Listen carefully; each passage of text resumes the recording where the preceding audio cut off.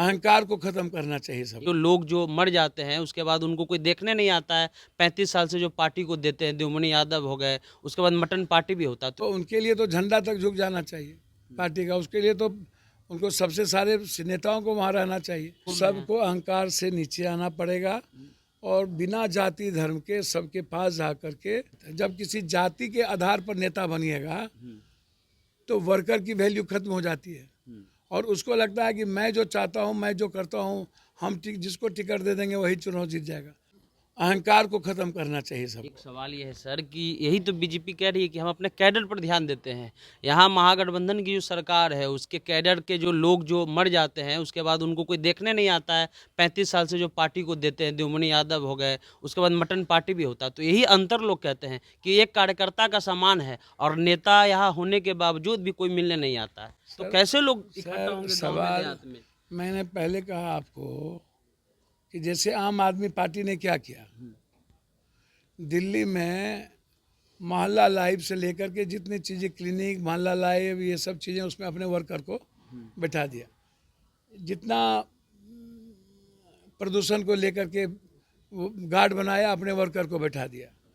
Sir समझिए, worker के महत्व को समझिए, उस परिवार से ऊपर है और जिसने वर्कर को परिवार से ऊपर तवज्जो नहीं दी। इस पार्टी में क्या है, क्षेत्रीय पार्टी हमेशा भीड़ तंत्र हो जाती है और भीड़ तंत्र में ही लोकतंत्र परिवर्तित हो जाता है। नतीजा होता है कि वर्कर गुम हो जाता है। जब किसी जाति के आधार पर नेता बनिएगा तो वर्कर की वैल्यू खत्म हो जाती है और उसको लगता है कि मैं जो चाहता हूँ, मैं जो करता हूँ, हम जिसको टिकट दे देंगे वही चुनाव जीत जाएगा। जो 90 में चीज़ें हुई, आज तक वर्कर के बदौलत ही कोई पार्टी, हम इतना जानते हैं, चाहे देवमुनि जी हो, मेरा व्यक्तिगत रिश्ता था, मैं उनको सब हृदय से मैं नमन करता हूँ। यदि कोई भी वर्कर किसी भी पार्टी का लंबे समय तक वो पटना 35 साल तक जिला अध्यक्ष रहे तो उनके लिए तो झंडा तक झुक जाना चाहिए पार्टी का, उसके लिए तो उनको सबसे सारे नेताओं को वहाँ रहना चाहिए।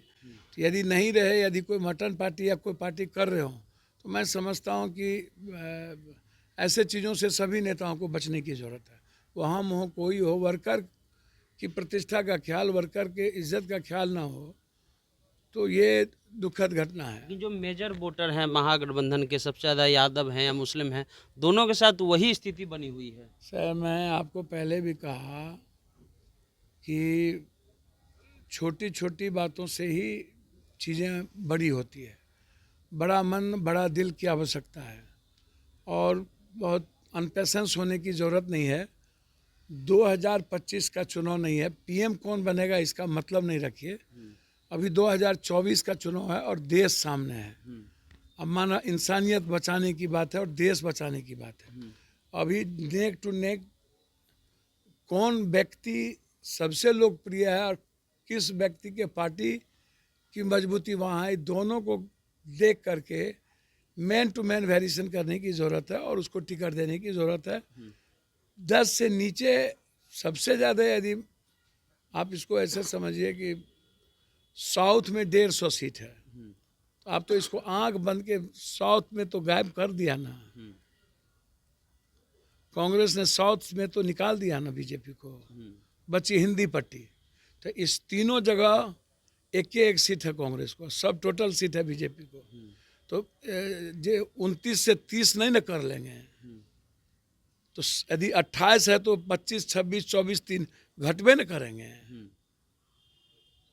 बहुत क्लियर है। लेकिन यहाँ दिक्कत है ना सर, यहाँ लोग अहंकार से नीचे नहीं आ रहे हैं।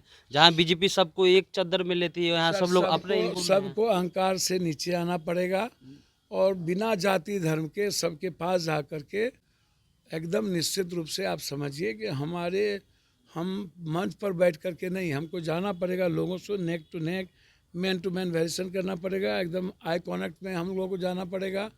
हर गरीब आदमी को अपने साथ जोड़ना पड़ेगा, हर मिडिल क्लास को, नए जनरेशन को आप उसको बताइए कि हम आपके लिए बेहतर क्या करने जा रहे हैं, आपके उसका थॉट प्रोसेस क्या है।